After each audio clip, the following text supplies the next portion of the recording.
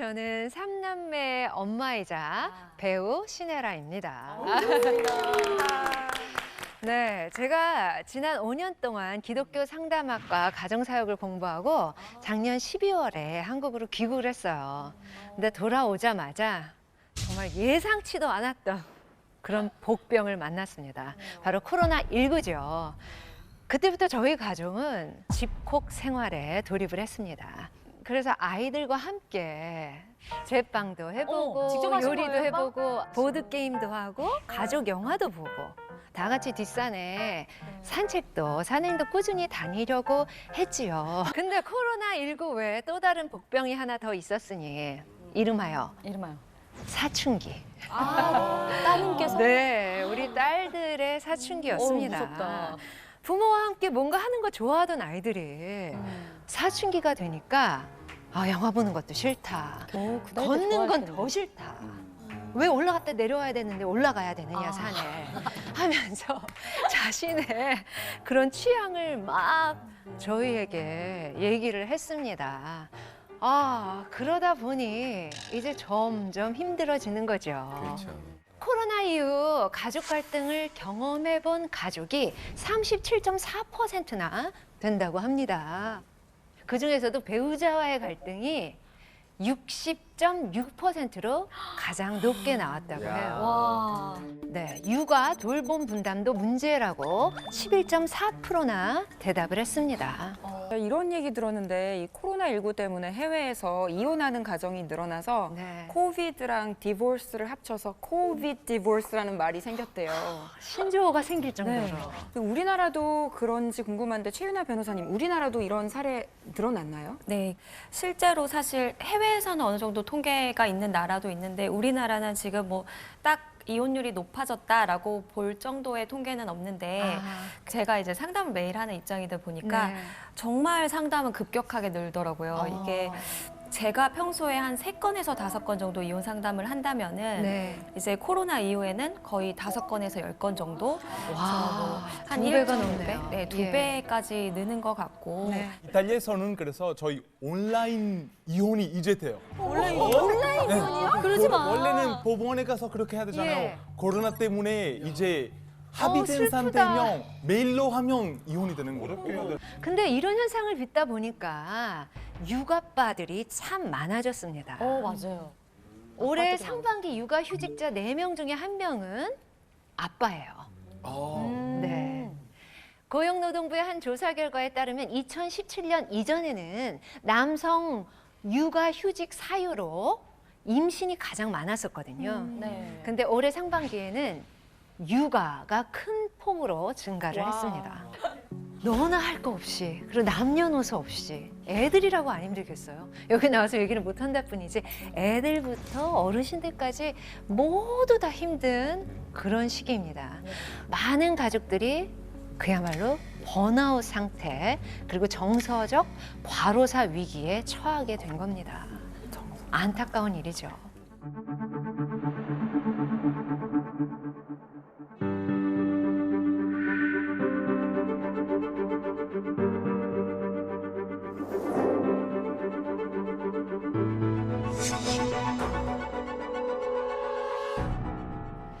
제가 상담학을 공부하면서 가장 많이 깨닫고 배운 건 나의 어떤 말, 행동들이 내 주변 사람들, 특히 내가 사랑하는 가족들, 그런 사람들한테 많이 어렵게 만들었겠구나. 그들을 많이 힘들게 만들었겠구나 하고 참 반성을 많이 했거든요. 그래서 저는 오늘 위기에 빠진 코로나 가족에게 꼭 필요한 얘기인데요. 가족 간 소통에 대해서 좀 얘기를 해보려고 합니다. 인간 중심 상담의 대가 칼 로저스는요, 인간 성장의 기본 요소 또는 대화의 기본 요소로 3가지를 꼽았습니다. 바로 공감, 수용, 진솔이에요. 네, 공감, 수용, 진솔. 오늘 저는 이 3가지에 대해서 말을 해보려고 합니다. 네.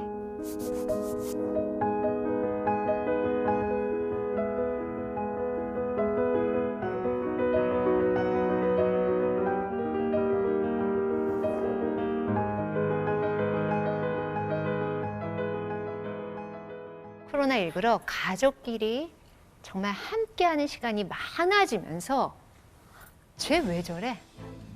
쟤 정말 내 배에서 나온 애 맞아? 쟤 원래 저랬어? 네, 이런. 저 사람 내가 알던 사람 맞아? 이런 얘기를 많이 하게 된다고 합니다. 즐기긴 해야 되는데 네. 어떻게 즐길 수 있는 해결책이 좀 네. 없을 때가 많아요. 제가 남편하고 이제 처음에 결혼해서 살 때 깜짝 놀란 거죠.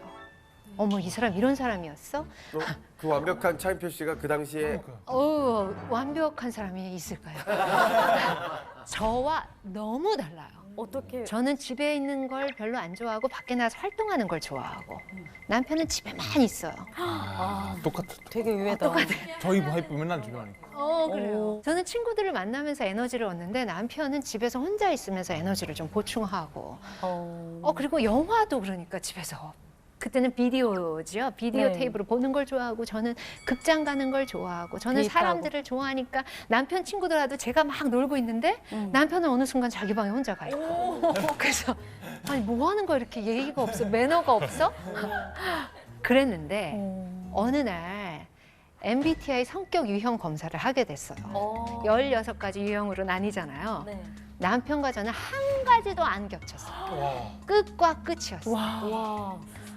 완전 다르다. 저한테 그건 충격이었어요. 어머, 저 사람이 날 보고 저 여자는 왜 맨날 저렇게 밖에 나갈까 힘들지도 않나?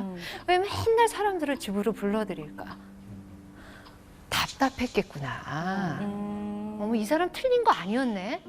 나는 저 사람 조금 이상한 거 아니야? 이런 식으로 이 사람은 완벽하게 틀렸어. 나는 오라라고 생각했는데 이 사람 틀렸던 거 아니구나. 나랑 달랐구나. 나도 틀린 거 아니구나. 그냥 우리가 다를 뿐이구나. 그러니까 그 사람의 행동 어떤이 틀린 게 아니라 다르다는 거 인정을 해야 됩니다. 그래서 그때 저도 그때 처음 깨달은 거예요. 처음에 좀 해볼 걸 결혼하고 한참 살다가 힘들고 나서 했어요. 근데 그때라도 그게 어디예요? 그래서 이해를 할 수 있게 됩니다. 이게 바로 수용이에요. 받아들이는 거. 네. 다름을 인정하는 거. 틀림이 아니라 다르다는 걸 받아들이는 거가 수용입니다. 코로나 이전 상황을 한번 떠올려 보겠습니다. 하루 평균 공부 시간이 얼마나 될까요? 우리나라 학생들은. 공부 네. 많이 하지 않을까요? 좀 많이 할 것 두세 시간? 같아요. 그쵸. 네, 저는 한 5 하루에 시간? 열심히 공부할 때 학교 다닐 때 한 10시간 공부한 것 같아요. 정말요? 근데 고등학교 때 생각해보면 네. 아침 한 9시부터 시작해서 네. 야자까지 합치면 밤 11시 요렇게 끝났던 것 같아요. 시간으로 맞아요. 따지면. 그러니까 학교 공부를 또 제외하고 공부 물론 많이 하는 사람도 있지만 평균. 저처럼 네. 저도 중고등학교 때 공부를 안 했기 때문에 안 하는 사람들 평균을 까먹어서 평균은 190분입니다. 190분이요? 네, 그러니까 한 한 시간 3시간 반 시간? 정도. 3시간이죠. 3618이에요. 네. 그러면 가족과 보내는 시간은 또 얼마나 될까요? 두세 시간 비슷하게? 잠자는 시간 빼면 평균. 얼마 안 될 것 같아요. 4시간? 네. 아이들이 가족과 함께 보내는 평균 시간은 13분밖에 되지 않는다고 합니다. 아 예전에 네, 예전에. 아, 요즘 예전에? 코로나 예전에. 말고요. 아, 예전에. 그러니까 평범한 시기에. 네. 학생들이요? 네, 13분이에요. 아 그럼 방에 들어가 있는 거예요 혼자? 그렇죠. 대화를 안 하고 대화를 안 방에 하고 들어가서 각각의 공간에 네. 가 있는 거죠. 그럼 부부간은 어떨까요? 부부간이요? 네, 그래도 같이 방을 써야 잠자는 되니까. 시간 빼고요? 네 대화 시간, 대화 평균 시간. 대화 시간. 한 40분? 이것도 뭐 가족마다 차이는 있겠지만 평균 대화 시간이 1시간도 못 미쳤다라는 그래. 답변이 65%에 맞아. 달했습니다. 진짜 이렇게 절대적인 대화의 양 자체도 이렇게 부족한데 그러니 소통이나 뭔가 대화를 하기 위한 어떤 그런 질적인 그런 기술을 습득한다는 건 사실 불가능일 수도 있겠다라는 생각을 해봅니다. 홍콩에서 매일 TV만 보면서 숙제를 안 하는 자녀를 둔 부모들을 대상으로 한 가지 연구를 진행했대요. 야, 너 자꾸 엄마한테 스트레스 받게 할래? 엄마 스트레스 받게 할래? 숙제부터 하고 컴퓨터 해. 아 그게 아니라 그래, 그게 아니라 확실하게. 숙제를 하고 해고 네. 똑같잖아. 두 개 바꾸는 거. 근데 이렇게 너 때문에 너를 주제로 한 you 메시지와 그리고 그랬구나 하는 지금 엄마가 함께 숙제를 도와주지 못해서 네가 지금 숙제를 시작 못하고 계속 TV를 보는구나, 컴퓨터를 하는구나, 엄마가 미안해 하는 상대방의 감정과 생각을 찾아내는 그런 이해해주는 아이 메시지 화법으로 훈육을 했을 때 아이들의 변화를 관찰을 해봤는데요. 그랬구나라고 말한 I 메시지의 경우에 U 메시지보다 적개심이 낮았고요. 그리고 화해적인 행동을 취했답니다. 뇌과학적으로도요. 정말 자신의 감정이 상대방에게 잘 전달이 되었다라는 그런 느낌만 받아도요. 분노 완화에 아주 큰 효과가 있다는 것이 확인이 되었대요. 자, 네, 보시는 화면은 흥분한 사람의 뇌 사진이에요. 사람이 분노를 하면요, 뇌 후부의 아래쪽 하측의 편도체가 활성화되게 돼 있습니다. 우리가 흔히 정말 뚜껑이 열려라고 하잖아요. 근데 그게 약간 좀 과학적인 말인 것 같기도 해요. 그러네. 이 아랫뇌가 격한 감정이 생기면 이 아랫뇌가 막 활성화되면서 뚜껑이 열리는 듯한 그런 느낌을 받는 거죠. 우리가 특히 부부싸움을 하거나 아니면 자녀가 말을 진짜 안 들을 때 뱉으세요. 말을 둥그렇게 안 들을 때 네, 진짜 이런 상태가 되지 않을까 싶어요. 이런 상황일수록 극단의 상황에 치닫지 않으려면 뇌의 윗부분을 쓸 수 있게 해줘야 합니다. 윗부분에는 감정을 조절하고 이성적으로 판단하는 역할을 담당해 주거든요. 근데 어떻게 내가 지금 이 손도 아니고 이 뇌를 내가 여기 쓰다 어떻게 위를 쓰고 어떻게 앞을 쓰고 해요. 그렇죠? 근데 그 간단한 방법이 있습니다. 어떻게 하면 되나요? 다른 사람에게 자신의 감정이 잘 전달이 되면 이 뚜껑이 열리는 게 닫히게 돼 있어요. 바로 상대방의 공감이죠. 아 그랬구나. 네, 그러니까 흥분한 상대방의 감정 상태를 네가 이렇게 돼서 지금 이만큼 화가 났구나. 얼마나 화가 많이 나겠니? 들어주고 공감을 해주면요. 상대방이 본인의 감정을 인지하게 되죠. 지금 그래서 나는 화가 난 거구나. 자신의 분노 감정을 인지할 때 감정뇌인 아랫뇌의 흥분 상태가 좀 진정이 되고요. 이성의 뇌인 전두엽을 깨울 수 있게 된다는 연구예요. 아이들하고도 그렇잖아요. 엄마 미워! 아기가 그랬다고 해봐요. 지금 5살짜리. 그럼 보통 엄마들이 뭐라 그래요? 네가 더 미워. 막 이러잖아요. 네. 넌 더 미워. 오, 네. 신혜라 씨. 네. 굉장히 많이 잘 해봤죠. 어울리는데요. 예. 이거는 감정과 감정이 부딪혀진 거예요. 공감 1%도 없죠. 그런데 네가 이러이러해서 엄마가 사탕을 안 사줬더니 엄마한테 많이 화가 났구나. 그래도 엄마는 널 사랑해. 이런 식으로 한번 얘기를 해준다고 생각해 보세요. 아이가 미워 하고 올라가던 감정이 맞아. 엄마가 미운 게 아니라 엄마가 날 사탕을 안 사줘서 내가 지금 화가 났어. 난 엄마를 미워하는 게 아니네 하면서 분화도 일어나고요. 그리고 그래도 엄마는 날 사랑해. 이렇게 서로 알게 되면서 싸움으로 갈 일이 없는 거예요. 뚜껑이 열리려던 그 감정의 뇌가 슬슬 닫히는 거죠.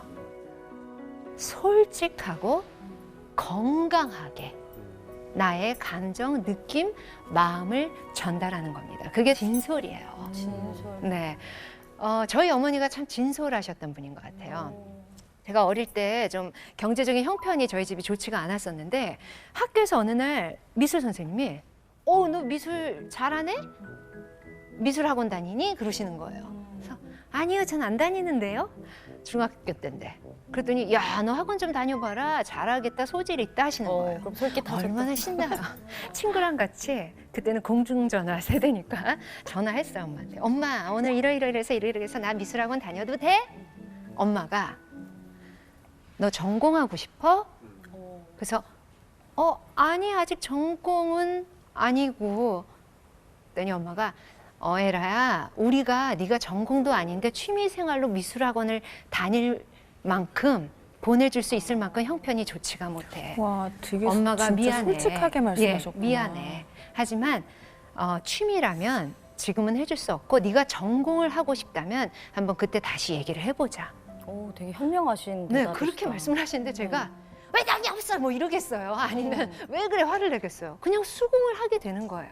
진솔한 사람들의 말은 귀담아 들을 수밖에 없습니다. 그러니까 누군가 남이 내 얘기를 좀 잘 들어주면 좋겠어 한다면 내가 먼저 진솔하게 내 상황이라든지 마음이라든지 감정, 느낌을 표현할 수 있어야 되겠죠. 저는 또 생각나는 게 그 네. 취약성의 힘이라는 예. 말이 있잖아요. 그러니까 보통 부모님들은 다른 건 진솔하게 말해도 부족한 부분, 잘못된 부분은 감추려고 하잖아요, 아이들에게. 네, 맞아요. 그런데 어떻게 보면은 형편이 어렵다라는 건 나의 취약점인데 그 취약점을 드러내는 게 굉장히 소통에 도움이 되더라고요. 다른 맞아요. 관계에서도 그렇고. 예, 그걸 자꾸 감추고 숨기려고 하니까 다른 말이 막 나오고 그러면 이 진심이라는 진짜는 이 본질이 있는데 여기에서 겉돌다 보니까 대화도 안 되는 거겠죠. 저는 우리 아이들한테 화가 나거나 할 때는 표현을 해요. 뭐 딸들이 뭘 잘못했다. 진짜 화나잖아요. 한 대 때려주고 싶잖아요. 내가 만약에 학원 안 갔어. 막 딸인데 학원 안 뭐 가고 학원에 안 갔다 집에서 치면 계속 놀아요. 컴퓨터만 하고. 너 지금 학원도 안 가고 이렇게 계속 노니까 엄마가 하루 이틀도 아니고 엄마 지금 너무 화가 나. 아, 그게 아니라 코로나 때문에. 그게 아니라. 그런 건데. 그걸로 뭐라 그러면 안 되죠, 엄마. 코로나 때문에는 이해해. 하지만 엄마랑 약속한 게 있고 그건 지켜야 되는데 엄마 약속을 안 지키니까 엄마가 너무 화가 나서 너를 한 대 때려주고 싶을 정도야. 나 때문에 화가 그러니까 엄마는 엄마 시간이 지금 잠깐 필요해. 엄마 10분 동안 방에 들어가 있을게. 엄마 방해하지 마. 라든지. 근데 보통 엄마들은 이럴 때 참고 화는 났어요. 엄마 화났어? 화 안 났어. 엄마 화난 것 같은데? 화 안 났다니까? 엄마 화난 것 같아. 화 안 났다니까? 이러고 화를 내잖아요. 다른 무서움이다. 화를 내고 또는 화를 내지 못하면 엄마 화 안 났다니까? 이러고 괜히 딴 사람한테 불통되죠. 맞아.